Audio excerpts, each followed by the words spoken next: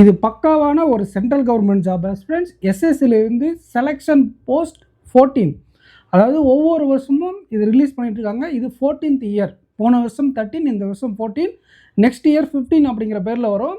SSC aspirants மட்டும்தான் இது எழுத முடியுமான்னு கேட்டால் எல்லா ஆஸ்பிரண்ட்ஸும் எழுதலாம். சிலபஸ் அப்படிங்கிறது ரிலேட்டிவ்லி நிறைய காம்படிட்டிவ் எக்ஸாம்ஸ்க்கு ஈக்குவலாக இருக்கும். அதை பற்றி அப்புறமா பார்ப்போம்.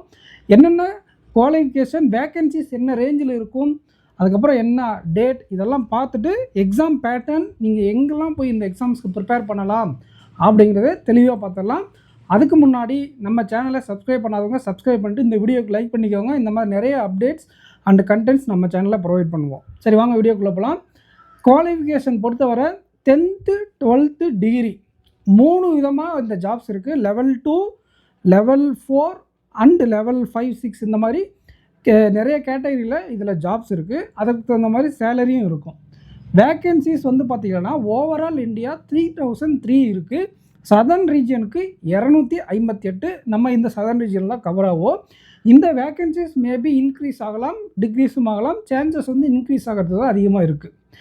அப்ளை பண்ணக்கூடிய டேட் வந்து பார்த்திங்கன்னா ஏப்ரல் 13லேருந்து மே 4 வரை அப்ளை பண்ணலாம். நீங்கள் மே மாதம் வரையும் வெயிட் பண்ண வேண்டாம், இப்போவே அப்ளை பண்ண ஆரம்பிச்சிருங்க. ஏன்னா லாஸ்ட் வீக்கில் என்ன ஆகும், லாஸ்ட் மினிட்ஸில் என்ன ஆகும்னா சர்வர் டவுன் ஆகிடும். So as soon as possible நீங்கள் அப்ளை பண்ணிவிடுங்க. எக்ஸாம் எப்போ நம்ம எக்ஸ்பெக்ட் பண்ணலாம்? இந்த எக்ஸாமுக்கான எக்ஸாம் அப்படின்னா ஜூன் மாதம். அதோடைய பேட்டர்ன் பார்த்துக்கோங்க. Reasoning, English, aptitude, general awareness, இது எல்லாமே 25 கொஷின்ஸ் வரும். இதற்கு முன்னாடி நடந்த எக்ஸாம்ஸில் எல்லாம் செக்ஷனல் டைமிங் இருக்காது. இப்போ புதுசாக செக்ஷனல் டைமிங் ஆட் பண்ணியிருக்காங்க. பேங்க் எக்ஸாம்ஸில் ஒரு ஃபியூ இயர்ஸ்க்கு முன்னாடி ஆட் பண்ணாங்க. இப்போ தான் எஸ்எஸ்சியில் செக்ஷனல் டைமிங்கை இன்ட்ரடியூஸ் பண்ணியிருக்காங்க. எதற்காக அப்படின்னா காம்படிஷனை நியூட்ரலைஸ் பண்ண. நிறைய பேர் வந்து இந்த ஆப்டி அண்ட் ரீசனிங்கில் பொறுமையாக சால்வ் பண்ணி ஜிஏவும் இங்கிலீஷ் வேகமாக சால்வ் பண்ணி டைம் மேனேஜ் பண்ணிடுவாங்க. நிறைய அட்டெம்ப்ட் கொடுத்துட்றாங்க. இப்போ என்ன நடக்கும் அப்படின்னா ஜிஏ வந்து ஒரு 10 நிமிஷத்தில் அட்டன் பண்ணால் கூட 5 நிமிஷம் சும்மா தான் உட்காந்துருக்கணும். அந்த 5 நிமிஷத்தை நீங்கள் ஆப்டி ரீசனிங்கில் ஸ்பெண்ட் பண்ண முடியாது. இது ஒரு அட்வான்டேஜ். ஆப்டி ரீசனிங் நல்லா வரும்ன்ற ஆஸ்பிரண்ட்ஸுக்கு. டிஸ்அட்வான்டேஜ் யாருக்குன்னா ஆப்டி ரீசனிங் வராத ஆஸ்பிரண்ட்ஸுக்கு. ஸோ உங்களுக்கு இன்னொரு வகையில் என்ன பெனிஃபிட்னா, நீங்கள் அதர் ஃபீல்ட்லேருந்து வரீங்கன்னு வச்சுக்கோங்களேன். இப்போ பேங்க் அண்ட் இன்சூரன்ஸ் எக்ஸாம் தான் எழுதுறீங்க அப்படின்னா 15 நிமிஷம் தான் இருக்குது, 25 கொஸ்டின். அப்போ டைம் லிமிட் பண்ணதுனால இந்த எல்லாருமே இதுக்கு முன்னாடி 24, 22, 25, 22லேருந்து 25 கொஸ்டின் அட்டன் பண்ணியிருந்தாங்கன்னு வச்சுக்கோங்களேன். இப்போ அது என்ன ஆகிடும்னா 18லேருந்து 22 மாதிரி குறைஞ்சிரும். அப்போது நமக்கு இந்த பேங்க் அண்ட் இன்சூரன்ஸ் ஆஸ்பிரண்ட்ஸுக்கு என்ன தெரியாது அப்படின்னா ட்ரிக்னாமெட்ரி, ஜாமெட்ரி, அல்ஜிப்ரா, இந்த 3 டாபிக் மட்டும்தான் எஸ்எஸ்சி ரிலவெண்ட்டாக தெரியாமல் இருக்கும் ஆப்டிடியூடில். அதை நீங்கள் என்ன பண்ணலாம் அப்படின்னா ஸ்கிப் பண்ண வாய்ப்புகள் இருக்குது. இல்லைனா 1 or 2 டாபிக் மட்டும் படிச்சுட்டு 2 டாபிக் ஸ்கிப் பண்ணால் கூட உங்களால் எக்ஸாம் கிராக் பண்ண முடியும். ஏன்னா செக்ஷனல் டைமிங் இருக்கிறதுனால அதை ஆப்ஷனலில் விட்டுடலாம். ஒரு 2 to 3 கொஸ்டின்ஸ் ஆப்ஷனில் விட்டுடலாம். இது வந்து இந்த எஸ்எஸ்சி எக்ஸாம் ப்ரிப்பரேஷனில் இல்லாத ஆஸ்பிரண்ட்ஸுக்கு நான் சொல்கிறேன். ஓகேங்களா? எஸ்எஸ்சி ஆஸ்பிரண்ட்ஸ் எல்லா டாப்பிக்கும் படிக்கணும். ரீசனிங் எபிலிட்டியை பொறுத்தவரை நீங்கள் ஒரு 2 வீக்ஸ் உட்காந்தா போதும். இந்த ரீசனிங் எபிலிட்டி, எஸ்எஸ்சி ரீசனிங் எபிலிட்டியை படிச்சிடலாம். பேங்க் படிச்சுட்ருக்கீங்க, டக்குன்னு எஸ்எஸ்சி ரீசனிங் படிக்கணும்னா நீங்கள் புதுசாக ரீசனிங் படிக்கிங்கன்னா ஒரு 1 month உட்காந்து ப்ராக்டிஸ் பண்ணால் ரீசனிங் கம்ப்ளீட் பண்ணிடலாம். ஆப்டிடியூடுக்கு ஒரு 1.5 monthலேருந்து 2 months வரை பிடிக்கும். டெய்லி ரெகுலராக ப்ரிப்பேர் பண்ணால். இங்கிலீஷ் செக்ஷனும் ஒரு பேசிக்கான இங்கிலீஷ் தான் கேட்போம் அப்படின்னு நோட்டிஃபிகேஷன் மென்ஷன் பண்ணியிருக்காங்க. ஆப்டிடியூட்லாம் அர்த்தமெட்டிக் அதிகமாக கேட்போம் ஃபோக்கஸ் பண்ணி அப்படின்னு மென்ஷன் பண்ணியிருக்காங்க. ஜென்ரல் அவேர்னஸ் அப்படிங்கிறது கரண்ட் அஃபேர்ஸ் உங்களுக்கு நிறையா இருக்கும்.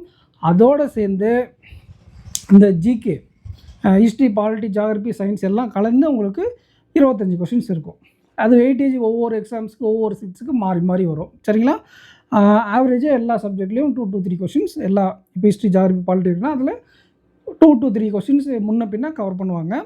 ஸோ ப்ளஸ் கரண்ட் அஃபேர்ஸ் இதெல்லாம் நீங்கள் ப்ரிப்பேர் பண்ண வேண்டியிருக்கும். ஜென்ரல் அவேர்னஸ்க்கு லூஸ் அண்ட் பப்ளிகேஷன், அப்படி இல்லைனா அரியன் பப்ளிகேஷன், இல்லைனா என்சிஆர்டி புக்கு ப்ரிப்பேர் பண்ணுறவங்க ஓகே தான். இல்லை நான் ஷார்ட்டாக படிக்கணும்னா நீங்கள் அந்த மாதிரி ப்ரிப்பேர் பண்ணிக்கலாம். இந்த ஆப்டி ரீசனிங் இங்கிலீஷ்க்கெல்லாம் சோர்ஸ் எங்கே சார் படிக்கணும் அப்படின்னு கேட்டிங்கன்னா பெஸ்ட் சேனல்ஸ் என்னென்ன தமிழில் அப்படின்னா சந்துரு மேக்ஸும் ஆப்ட்ரிக்ஸ் வித் மணிக்கு ரீசெண்டாக ட்ரெண்டிங்கில் போய்ட்டுருக்கு. அவர் நிறைய வீடியோஸ் உங்களுக்கு அப்லோட் பண்ணுவார்.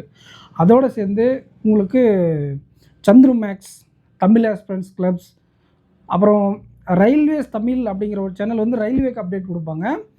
ஏகே எக்ஸ்பிரஸ் இவங்கெல்லாம் ரயில்வே கொடுப்பாங்க. உங்களுக்கு எஸ்எஸ்சிக்கு ஃபோக்கஸ் பண்ணனா Chandru maths, Tamil aspirants club, அப்புறம் ஆப்ட்ரிக்ஸ் வித் மாணிக், இந்த 3 சேனலும் ஃபாலோ பண்ணிக்கோங்க. இதற்கான கண்டென்ட் உங்களுக்கு நிறைய கிடைக்கும். ரயில்வே எக்ஸாம் படிக்கிற ஆஸ்பிரண்ட்ஸும் இதுக்கு அப்ளை பண்ணி எழுதலாம். எக்ஸ்ட்ரா உங்களுக்கு இங்கிலீஷ் மட்டும் இருக்கும், அதை மட்டும் ப்ரிப்பேர் பண்ணிக்கோங்க. ஸோ இது ஒர்த்தான ஒரு சென்ட்ரல் கவர்மெண்ட் ஜாப் தான். ட்ரை பண்ணுங்கள், கண்டிப்பாக அப்ளை பண்ணுங்கள், எழுதுங்க.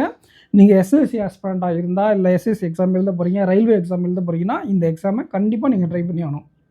ஸோ நெக்ஸ்ட் வீடியோவில் மீட் பண்ணலாம் ஆஸ்பிரண்ட்ஸ். இந்த ஜாப் ரிலேட்டடாக ஏதாவது டவுட் இருந்தால் கமெண்ட் செக்ஷனில் கமெண்ட் பண்ணுங்கள், ரிப்ளை பண்ணுறோம். தேங்க்யூ. எனக்கு அதில் பூ